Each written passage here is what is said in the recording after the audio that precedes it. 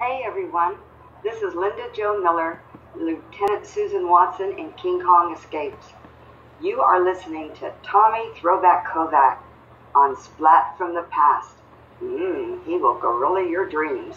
Hey dudes, welcome to Splat from the Past, the only 80s themed horror and sci-fi show where things can get totally radical. Now today, I will be welcoming a gorgeous, sexy lady from the 1977 public domain creature features classic Planet of Dinosaurs. And I am talking about Derna Wylde. Yes, Derna Wylde will be on the show today to talk about the making of that movie. It's part Star Trek, part Planet of the Apes, and part Ray Harryhausen. It's an absolute cheese fest, but it's an awesome movie. You should check it out if you haven't seen it. Planet of Dinosaurs, 1977.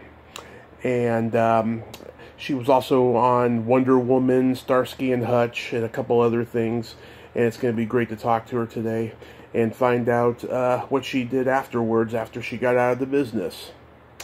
So, here is my interview with Derna Wylde. Hey, Derna. Hey, Tommy. Welcome to the show. How are you today?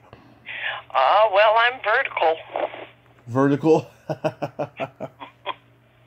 That's a good way to put it, yes. This is such a great honor. Thank you for taking the time today. Oh, it's my honor. I appreciate my fan base.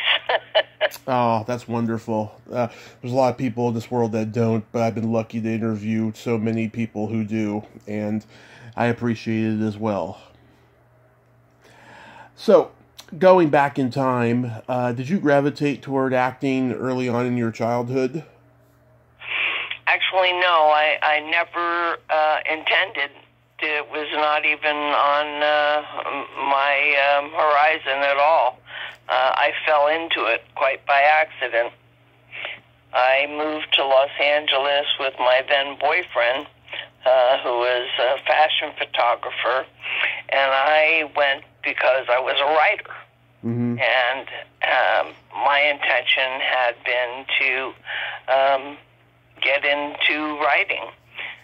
And a mutual friend of ours invited me to be an extra in a movie.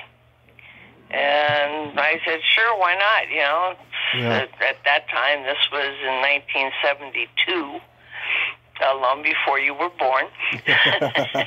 And it paid like $30 for the day, which was a decent wage. So, as it turned out, it was the last film Orson Welles ever worked on. Huh. He was the director. He was also one of my idols. Mm-hmm. So, meeting him was just phenomenal. And as it turned out, I ended up with a line, which was very surprising because you got more money for that. Yeah. And unfortunately, he died before ever finishing the film, and it's rotting away somewhere, I'm sure. Was never completed. But from that, because of the people I met on set, you know, you exchange numbers and you become friendly. And next thing I knew, I was being invited to be an extra in several other projects, and then eventually ended up getting some lines. Yep. And it progressed from there. I never had an agent. I became friendly with several casting directors, and proceeded from there to Planet of Dinosaurs and Killing of a Chinese Bookie. Wow. Which were the two cult films, so. Yeah. Wow, that's extraordinary. So, what kind of writing did you want to do? I wanted to write for film, but I also wanted to be a novelist. And I got to write for film. I co-wrote and ghosted 3 cult classics. One was Chained Heat, starring Linda Blair. Yep. And then then the sequel to that, which was Caged Heat, I believe. Yeah, I remember those. And so I got to co-write and Ghost. Actually, the credit I got was researcher, I believe.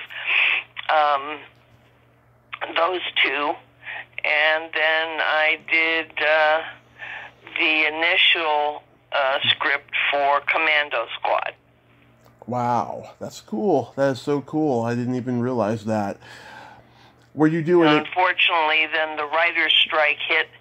It was the longest writer's strike in Hollywood history, and I could go no further. So then I illustrated a video children's story narrated by Tina Yothers. Oh, yeah, from Family Ties. Mm-hmm. And unfortunately, she was not very good. But I got great credit for my artwork, so I was happy with that. Oh, cool. But it was tough, and my acting career was actually ended by a Hollywood mogul. But I didn't know it for 22 years. Yeah, I think a lot of people didn't know that their career was ruined by a mogul. That's so sad, and it's scary too, because it could happen to anybody. But, and it did. Yeah. But were you doing any modeling? Yes. Yeah, because I noticed 1976 you posed for Penthouse. Yeah, I was a featured centerfold. Yes. Not a centerfold. I forgot what they called the second position, but yeah. Yeah, I collect old Playboys and stuff. I've never seen really the old Penthouse and stuff, but I'm sure it was good, because obviously from Planet of Dinosaurs, you were quite a lady. Oh, well, thank you. I'm very flattered. Of course, absolutely. So the killing of a Chinese bookie, that was John Cassavetes. Right. What was that experience like? Pretty insane. There was no script. Yeah. There was no script, and he ended up making a 5-hour movie. So, in order to release it, he obviously had to lose a lot. So, most of my big scenes were lost. I think I only ended up being in three quick scenes, and only had one line, and it was off camera. But it was exciting. Ben Gazzara and Steve Casey. Oh God, I can't. Seymour Cassell. Yeah. Who was just a wonderful, wonderful man. Very, very nice. And it was fun. It was interesting and fun. These were all fairly well-known character actors. A lot of the guys who played in every mob movie that ever made. Yeah. And the Chinese bookie is actually a fairly well-known Asian actor. I'm trying to think. I just saw something he was recently in, but that was on SVU. I can't think of any other film right now, but Timothy pretty Carey? much anytime they needed an evil Chinese character, he was it. Timothy Carey? No. No, I don't recall his name. I could probably find a picture of him, but Yeah. yeah. What was Cassavetes like? He was great. He was very enthusiastic and patient and very creative, and it was great. I got to meet Jenna Rollins, and they were just the cutest couple, and Ben Gazzara was he actually personified the gangster personality, and I don't know if that was because of his character or if that was genuinely how he was. Yeah. Then you did an episode of Wonder Woman. How was that experience? It wasn't my finest hour. I didn't like my performance, but it was a week's worth of work, and I loved being on set, and so I had fun in everything I ever did. Yeah. And Linda Carter, you worked with her again later on an episode of Partners in Crime. Were you two friends? No. That was just a coincidence. No, I was beneath her.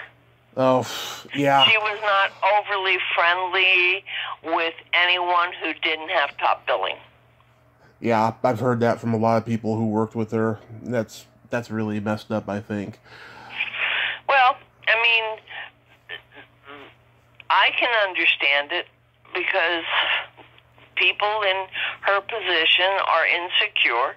Right. And they don't want to know anybody who could bring them down to a lower level. Let's put it that way. And management plays a big part of it too, saying don't talk to this person. You know, I see it all the time at conventions, by the way.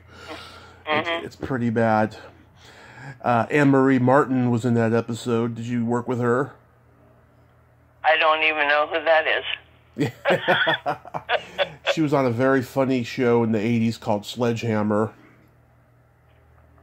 If you remember that show. But I do not. Yeah, it was a very funny show. But then you did an episode of Starsky and Hutch. Yeah, that was super fun. Yeah, David Soul and Paul Michael Glaser, good guys. Paul Michael Glaser was and is a supreme gentleman, a fine actor, and a good human being, and I really liked him and his wife, Elizabeth. Yeah, as a director, I heard he can be really hard on the actors, but only because he wants the project to be, superb.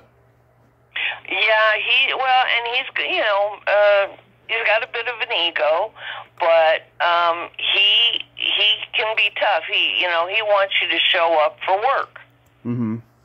And he wants you to put your best performance forward. Mm-hmm. So, he cares. He's a true professional, in my opinion. Yeah, it means he's caring over the project. Mm-hmm. Like so many perfectionists are. So how does Planet of Dinosaurs come into your life? I met Max Thayer on a much earlier film. And as is typical, we keep each other's numbers. And he saw a part in the film that he felt I was suited to and referred me. Mm-hmm. And I auditioned and got the part.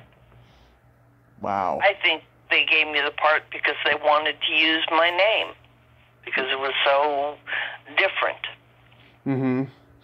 Did you know during filming that you guys weren't exactly creating a masterpiece of high art? Oh, yes, very much so.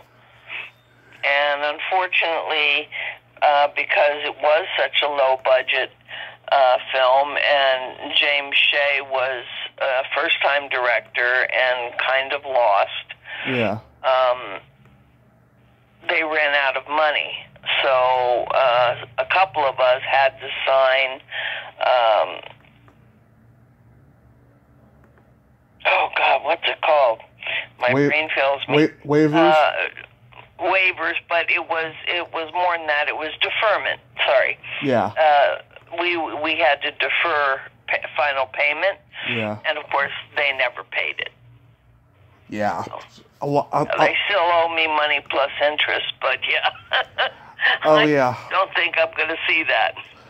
I have talked to so many people who were in low-budget 70s horror sci-fi movies that didn't get paid, and they are so bitter, especially now. In the last 20 years, you've seen the Comic-Con and HorrorCon scene just blow up with the fans, you know, who have interest in these movies, you know, and they really wish that they had a piece of that movie, because all they can get is money for the autographs now. Oh, I don't even think about that. Yeah. I haven't had anybody search me out for an autograph. I have one fan who asked for me to send him an autograph something, and I was reluctant. Don't want my signature out there, quite honestly. Yeah. This movie, it's got this mix of like Star Trek, Planet of the Apes, and Ray Harryhausen all in one. Do you know if that was what Shea was aiming for? I have no idea. I have no idea what his thinking or end goal was, other than to make a small budget sci-fi film, and with untrained, mostly never before seen actors. Yeah, because Chuck Pennington and Beth had never acted. Yeah, I take it this was a non-union movie, right? I can't remember, because in '76, I'm pretty sure I was SAG. Because this could very well. I know Max was. Mm-hmm. Because that could very well be the reason why he wanted inexperienced actors, because it wasn't a SAG movie, and plus the paying part as well. Well, I don't know, because James Wentworth, he was SAG, Max was SAG, I was SAG. So I think it was a mix. I think a few of us were paid SAG wages, right? Like bottom tier wages, and the others were paid as extras. Mm-hmm. Whatever happened to Shea? Is he still around? Oh no, he passed several years ago. Oh, okay. Yeah, 'cause it didn't have it written on IMDb. I didn't know whatever happened to him. But was this shot completely in L.A.? Oh yeah, Vasquez Rocks, the home of Star Trek. Oh, no wonder it's got that Star Trek feel. Other than the spaceship at the beginning, yeah.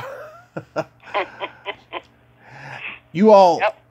Yeah, you all had great chemistry. I felt you all seemed to work together very well, and all that. Did you all get along? We were an ensemble. Yeah.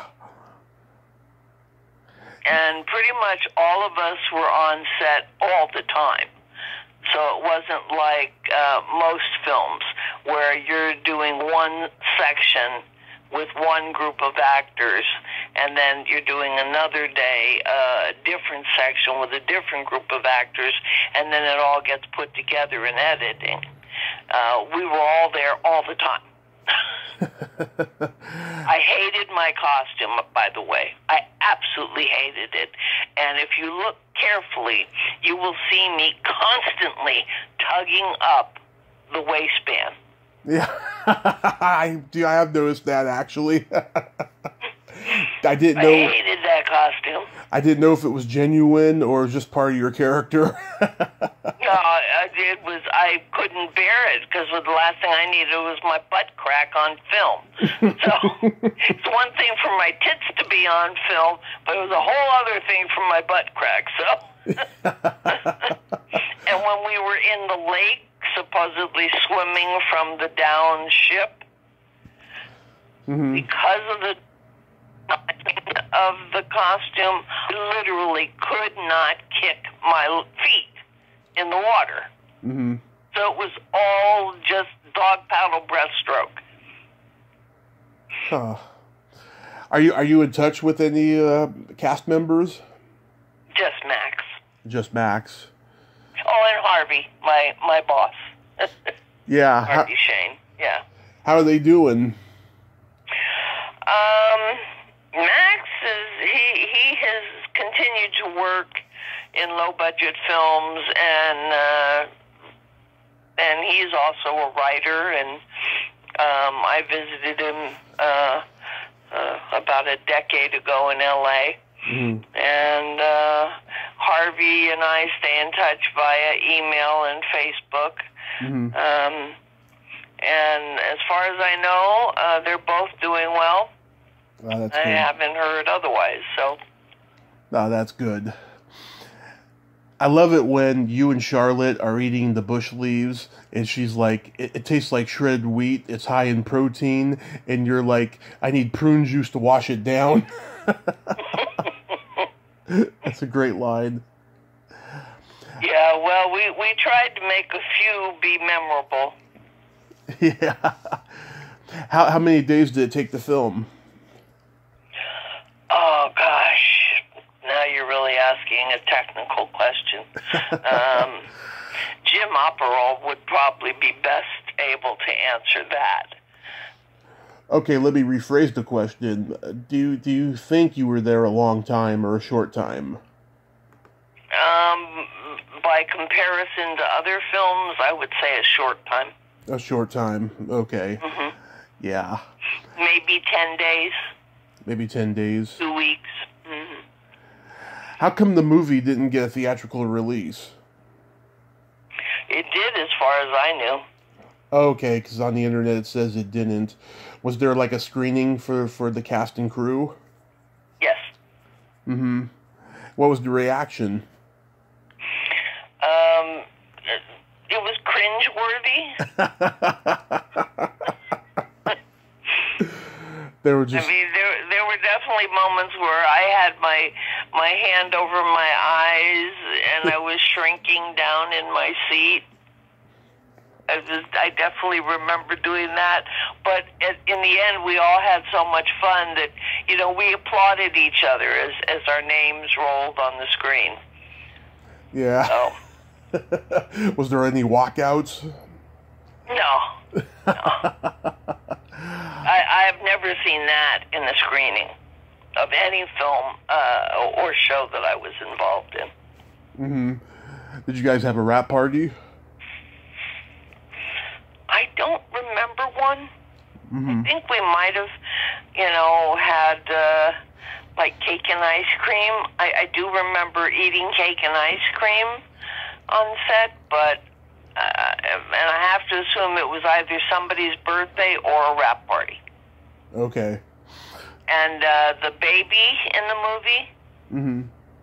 It was James Shea's son. Oh, yeah, that's right. I remember reading that. Yeah. Has he tried to contact you? No, I don't believe so. Mm-mm. Yeah, he probably doesn't remember anybody. Mm-mm. Yeah, well, I've tried to find Charlotte and can't find her anywhere. Mm-hmm. Yeah. So. I know, I was trying to look for everybody, and I was glad I found you. I was just like, God, where is everybody, Scattered to the four winds. Yeah, there's been a couple movies I like that are like this where I haven't been able to find anybody at all. It's got a weird aura about it, But most cult films do. Yeah, someone told me, she said, there's a reason these are called exploitation movies. Yeah, we used to just call them B films. Yeah, well, they still call them that, yeah. This movie is still, to this day, a creature feature staple, especially in the Bay Area, where I'm from. Are you from there, too? San Francisco, born and raised. Yeah, I'm from San Mateo. My nephew lives there. Oh, I feel so bad for him right now because of all the .comers coming in and taking over. Well, Cali's always been crazy. Yeah. I love it, but it's always been crazy. especially now with the fires going on and stuff. We got some over here in Redding. Yeah, we've had it pretty bad here in Oregon. Yeah, pretty bad too. My dad lives in Marysville, Washington. Mm-hmm. So what was the genesis behind Chained Heat?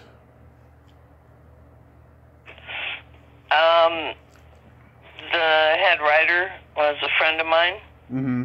and he came up with the concept. Linda Blair was looking for a project.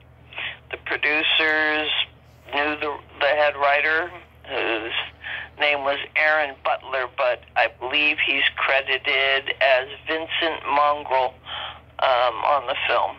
Mm-hmm. And Aaron and I were very good friends. And he didn't want to do all the dialogue. Yeah. He hated doing dialogue. He wanted to do story layout. And so that's what he did. He laid out the story. I did all the dialogue. My favorite scene was, fuck you. No, fuck you. Yeah. Fuck you. No, fuck you. And those were the only two words either actor spoke, Mm-hmm. and it went on for a full minute. But that wasn't my choice of dialogue. So anyway, that was the genesis. The producers wanted something Linda Blair could be in. It was obviously going to be an exploitation film. Right. Women in prison, hot stuff, that kind of genre, and so that's what we went with. Yeah, I mean, do you know if there had been any other women in prison movies before that? Yeah, in the 50s, actually. In the 50s, wow. There's a well-known black and white film,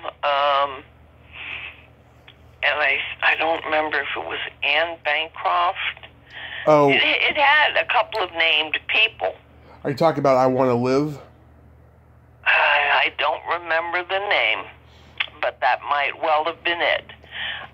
But it also had some exploitation to it, cleavage shots, and, tough broads that were supposed to obviously be gay, pushing, the more innocent women around. And, it's the same concept as every women in prison film I've ever seen. Yeah. And it's purely exploitation. Because I Want to Live had Susan Hayward in it, and it was based on a true story about a woman who I think allegedly committed a murder or something like that, and nobody knew if she was guilty or innocent, But that one... Yeah, I believe she was accused and convicted of killing her husband. Yes. That may very well be the movie we're talking about. Yes. Mm-hmm. Yep. Yeah. Did you interact much with Linda Blair? Not at all. Yeah. Writers almost never meet cast. Yeah. Episodic TV is the only place where writers and artists come together at all. Well, you're lucky. She's a bitch. I met her once. Oh my God. I never heard good things.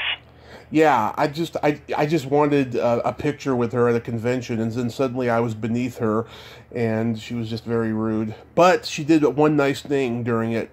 My friend was with me in the picture, and then she said, because you're a nice guy, I'm gonna give you a free solo picture. And I thought that was cool, but she was just very bitchy during the whole process.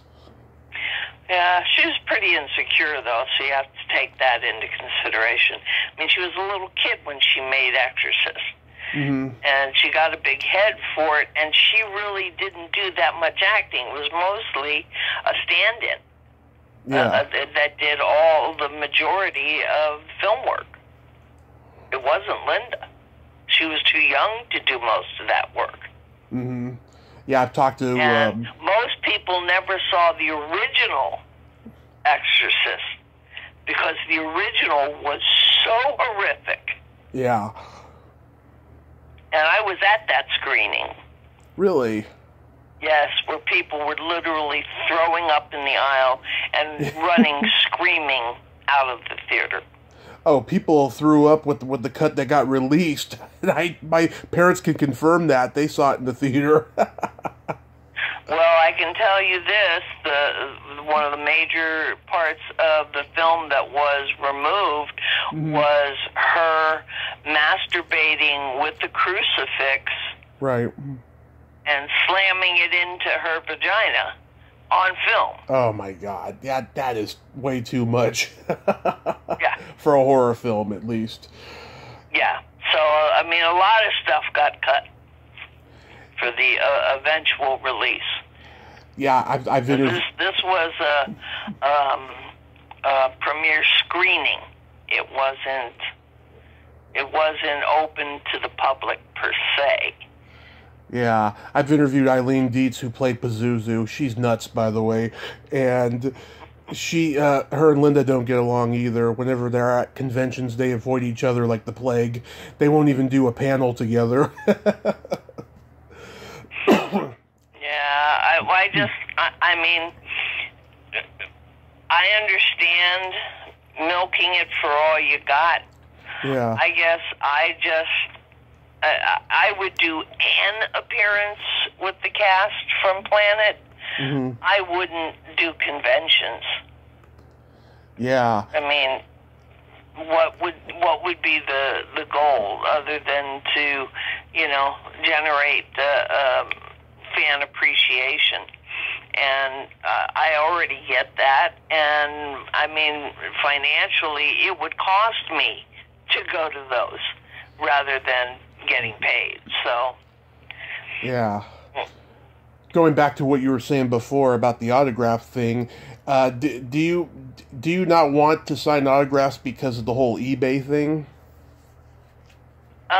That's definitely part of it. Yeah. But it's also because really no one has asked. Mm-hmm. So you're not comfortable with it? It depends on it would depend on the circumstances. At this point, I want to register my first name because it is so unique, and I don't want other people feeling they have the right to name their kids. My sister was one of the first Jennas in the world, and now her name is everywhere. Yeah.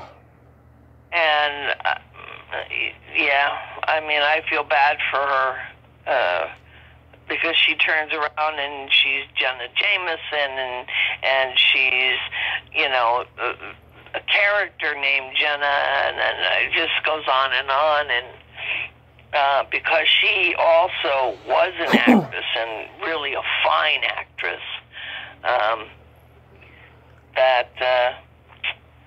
yeah. I feel bad for her that her name is out there like that now, so I'm seriously considering trademarking mine, but yeah, that costs money, so yeah, just dodging it all these years. When I first moved up here to Reading, there was this girl that I was fucking. Her name was Jenica, right? I have never heard that name ever in my life, and I was like, that is such a unique name, right? So I was writing this script, this horror script, and I named the main girl Jenica. And when I told her about it, I think she was uncomfortable by that in hindsight. Mm-hmm. So I can kind of see from your perspective how the name thing would be, And Derna is a very pretty name, by the way. Thank you. Yeah. It's a very pretty name. It's an original name that is an Americanized translation for Chinese meaning. Mm-hmm. It's Chinese. A lot of people don't know that. I figured that you were. So what's your full heritage? I'm half Chinese and everything else. And everything else?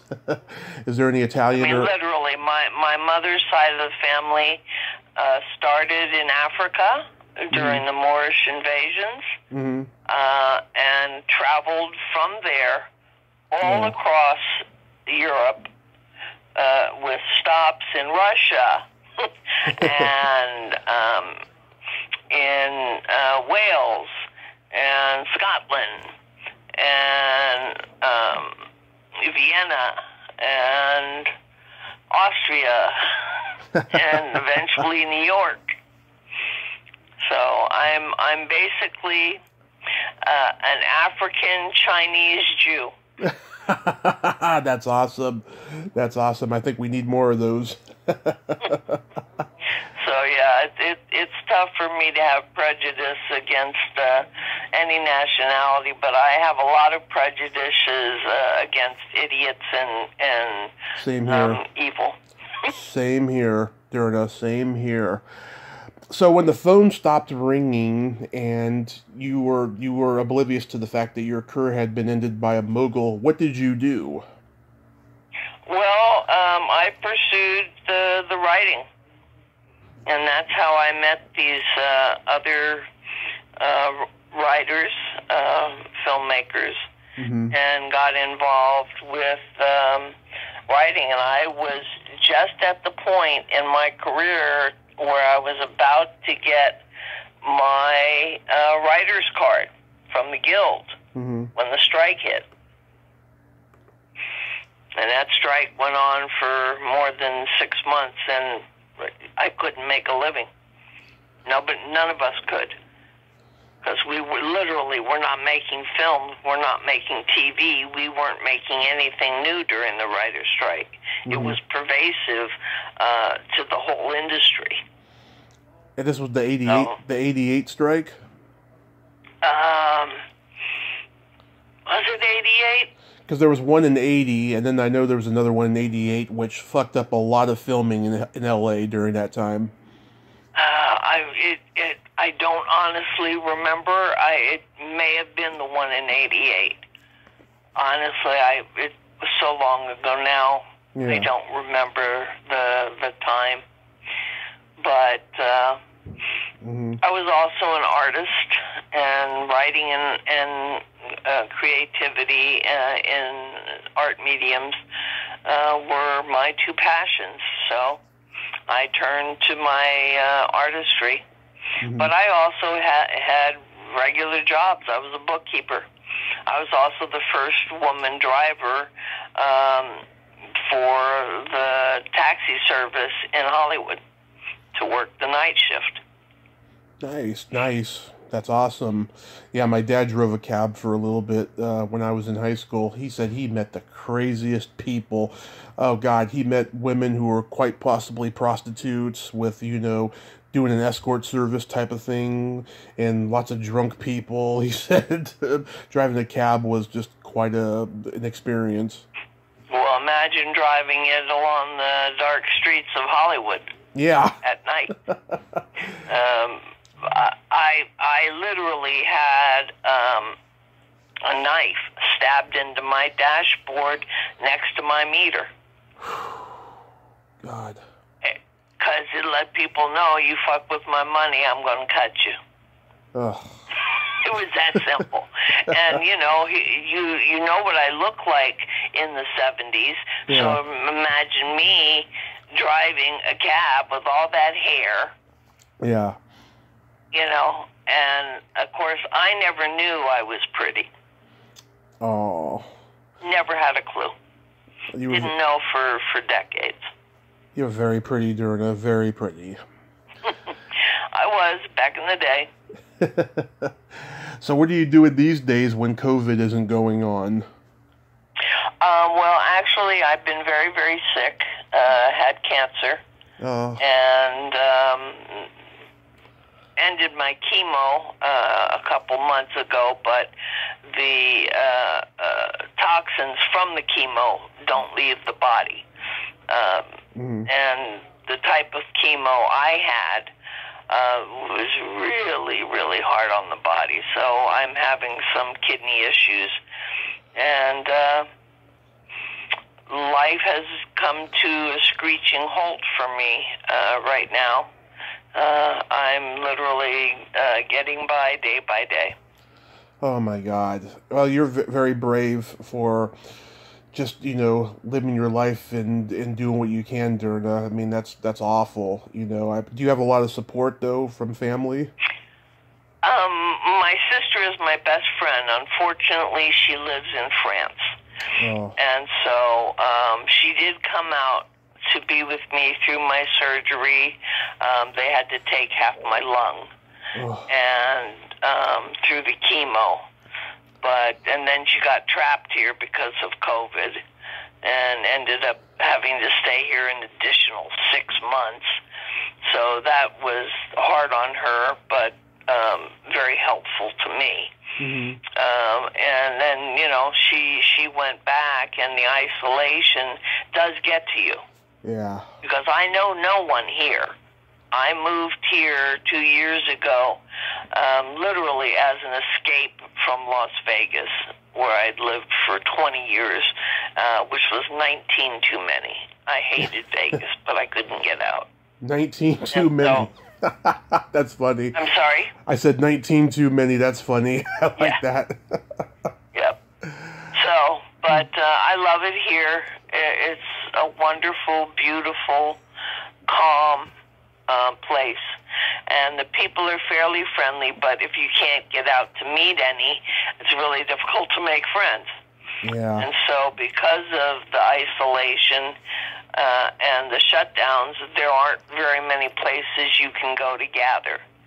Yeah. I interviewed another actress who lives in Oregon. She was also in a public domain creature features movie about a decade before you. Her name's Jack A. Neiman. She was in this low-budget horror movie called Mono's The Hands of Fate. And yeah, she's up in Oregon, and she's painting pictures and stuff. That's what she does when COVID isn't going on. She does it year-round and stuff. And she's very active on the Comic-Con circuit and stuff. It's funny how people end up in Oregon. I've interviewed actors who are so bitter, they move to Oregon and they do the Shakespeare festival up there. They would rather be in Hollywood making millions of dollars. Well, sure. Most actors at one point had that dream. I actually never did, because I'd fallen into acting, and it had never been my primary goal. Mm-hmm.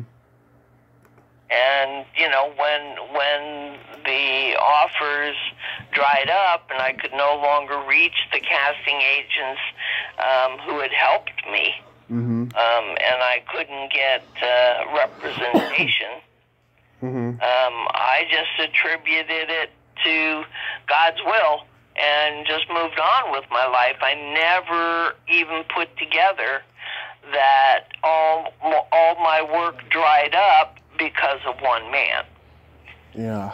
So I didn't put it together for decades. Yeah. Hopefully that man is no longer living, and if he did, hopefully he suffered. Oh no, I'm sure he's long past. Yeah.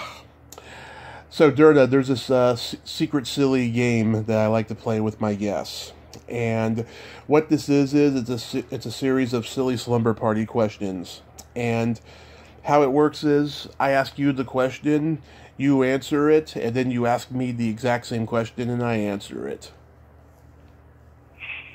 Okay. It's a lot of fun, and there's no right or wrong, it's just fun. Derna, are you ticklish? Yes. So Tommy, are you ticklish? Yes, I'm very ticklish. What's your favorite part of the body? It can be anything. Whose body? It can be anybody, anything. Oh, man. The eyes.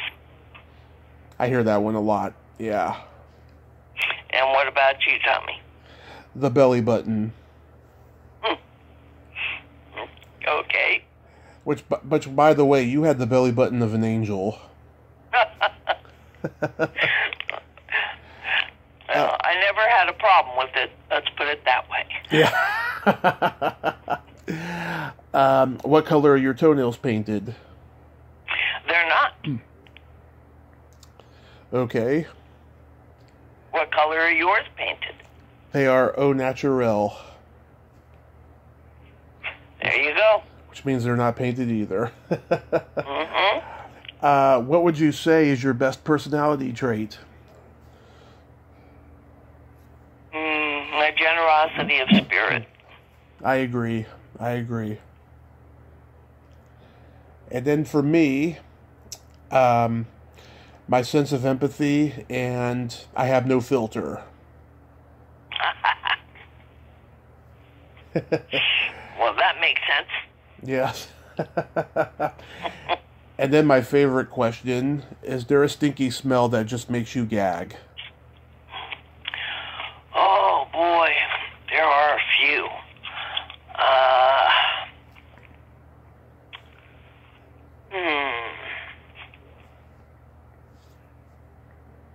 I think probably